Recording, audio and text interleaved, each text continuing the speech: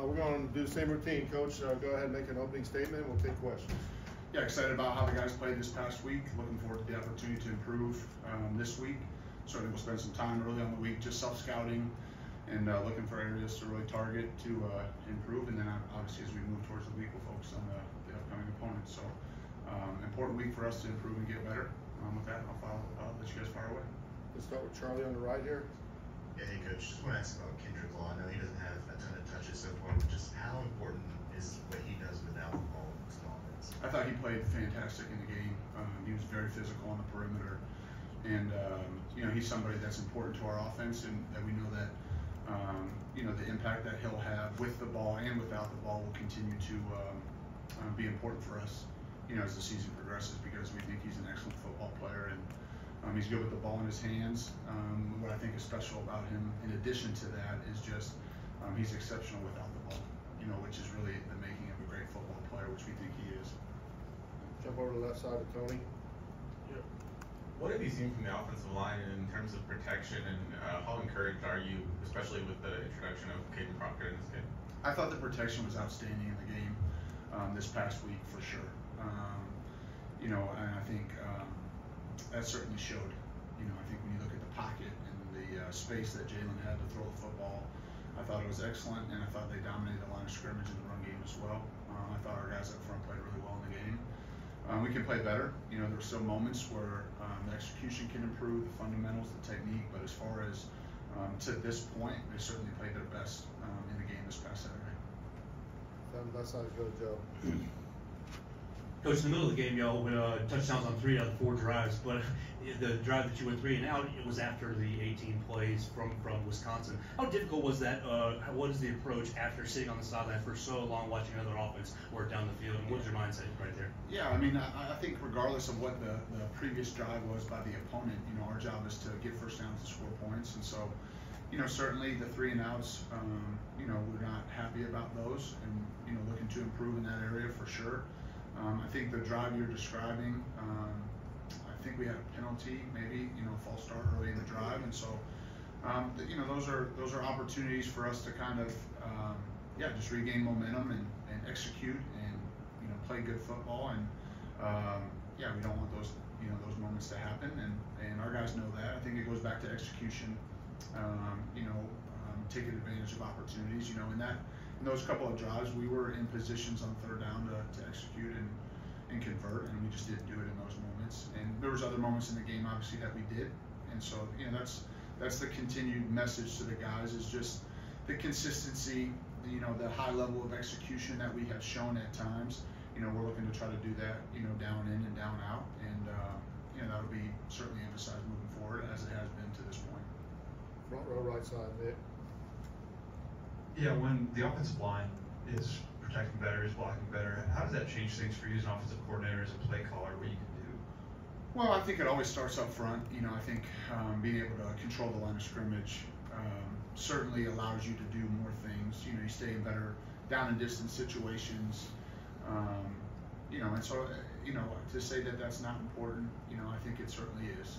You know, and our ability to block, you know, I think is the foundation of every good offense. You know, it's, you know, a fundamental that it's very hard to be productive on offense if you don't block well. And that's not just, you know, the offensive line. It involves everybody, the tight ends, the perimeter, the running backs. You know, you want to definitely be a unit that, you know, is a very well blocking team and a blocking unit. And yeah, it opens up run game, pass game, you know, inside, outside, you name it. The key is that you block well. And so it starts up front. Obviously, it's the most guys that are the closest to the ball, but the other positions got to do their part too. And I thought that certainly showed. You know, you mentioned K-Law. I thought K-Law blocked phenomenally on the perimeter. You know, he did an outstanding job. And there were other guys as well. I thought E-Man had some really great blocks on the perimeter. I thought our running backs in blitz pickup did a real nice job. And so the tight ends, you know, I felt did a real nice job in the C and D gap. You know, multiple guys. And so I think all of us. You know, to have the type of offense that we feel like we're capable of having, you know, we have to be really good fundamentally and good blocking unit. Go to the far left, Colin. Obviously, he's been drinking kind of a fire hose over the fall camp, 3 games. But Ryan Williams, how have you seen him, I guess, improve and kind of adjust to the levels of college football? Where have you seen the most improvement? Just probably knowledge, just understanding of scheme, ability to play multiple positions, and that'll continue to grow. That's always a challenge for a young player, particularly on the perimeter, is, you try to teach them the offense through the lens of one position, just to try to get their feet underneath them. And then as they continue to understand big picture concepts, then you can move them around and they can play multiple positions. But I would say from the very beginning, Ryan's been an incredibly committed football player, one that wants to know, cares about knowing his job and where to line up and what's the split and what's the route detail in all areas. And I think Coach Shep and the rest of the coaches in that room have done a great job with him. But certainly for all players, they deserve the most credit. Ryan for being committed and wanting to learn and being able to play multiple positions in different spots, inside, outside, etc. It's not the easiest thing to do for a young player. He's done a nice job with that to this point. Go to Emily Grace in the middle of the room. Hey Coach, what is your approach to a bye week and keeping your players engaged? Well, I think we focus on the things that we need to improve on, and I think there's plenty, and so that's what, that's going to show up each and every week where you have good moments and then things that you got to improve on. And so I don't think, this group is one that's focused, that's hungry, that cares a whole bunch, that loves football. And so I'm not concerned about the engagement of the group. I would expect them to be fully, we use the word intentional, in a week like this, is whether it's your rest, your recovery, your preparation, fundamentals, whatever it may be. Each player may be a little bit different.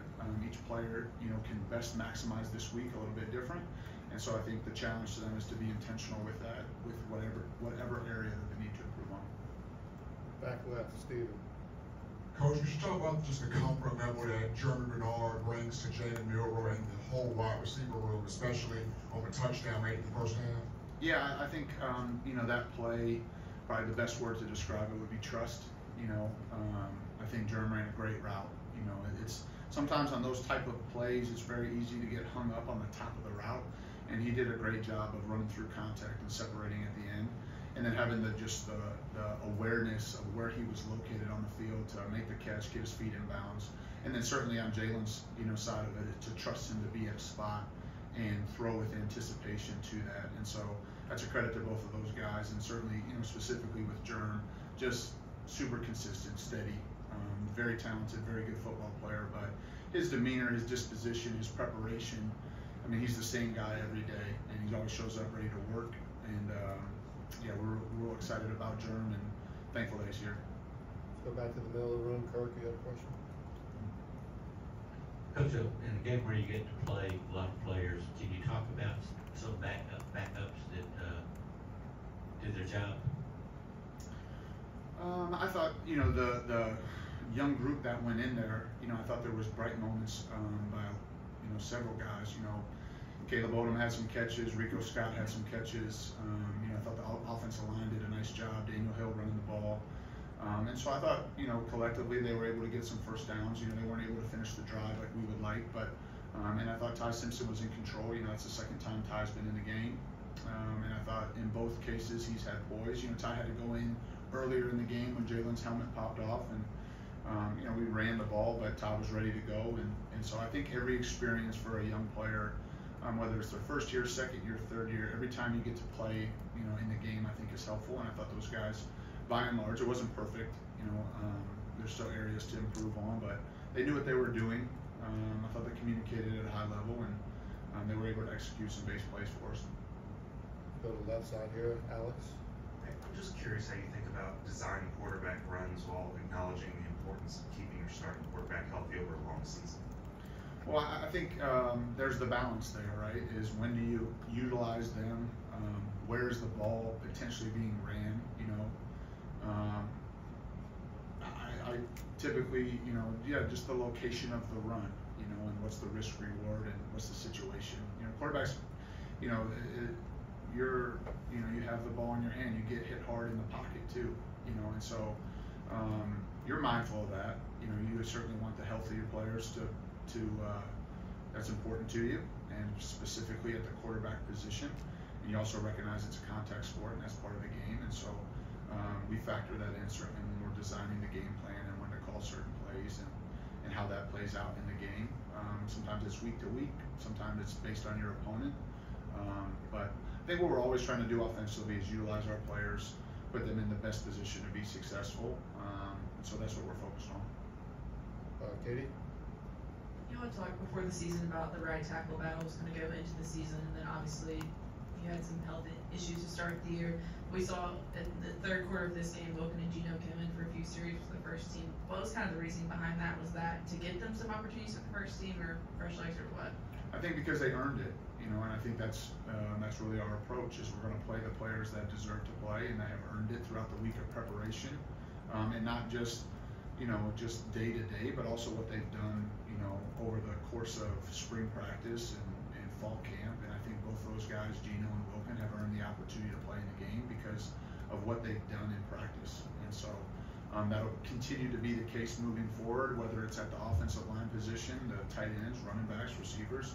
We're going to continue to give guys opportunities to play in the game that have earned it in practice. And that's the message to them. And so practice is important. How you perform and play on a Tuesday, on a Wednesday matters, and it gives coaches confidence to put you in the game.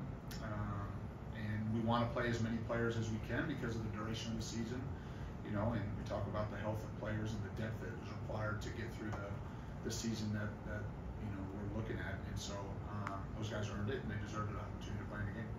Let's finish up with Travion, left side. Hey, Coach. The SEC pointed out that Jalen Milroe was tied for the most TDs by SEC player in the first 3 games over the last 20 seasons. And that's just a testament to his versatility in both through the air and through the ground. Can you just talk about how he's been able just to be decisive in both areas as a passer and as a runner through the first 3 games? What you're looking for him just to grow through as the season progresses, going into the bye week and going into conference play as well?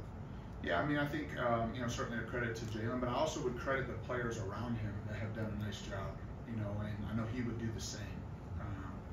All those opportunities for him to have production, there's been other players involved in those plays that have done a nice job. And certainly, Jalen in those moments, finding a way to get in the end zone, finding the open receiver, throwing the ball accurately, those have been certainly quality plays by him. And the best thing about Jalen is he's always trying to improve, and our job as coaches is to identify those things. He comes in every Sunday with a list of things that he's already seen, and so that communication between, our staff and him, to help him improve and point out areas where he did a nice job, where there's improvement from one week to the next, and also pointing out the areas where we still got to grow and get better. I told him this 2 days ago, that's going to be the case for him the rest of his football playing career. You're always trying to improve. You're always identifying areas where you need to work on. Each opponent presents different challenges, different certain types of schemes or coverages or pressures or whatever it may be. And so that's the fun part. That's what's exciting, is that you play in a sport where you've never arrived, and there's always an opportunity to improve and get better. And he loves that part of playing football, and specifically playing quarterback, and that's why he's fun to coach. All right, thank you. Okay, full time.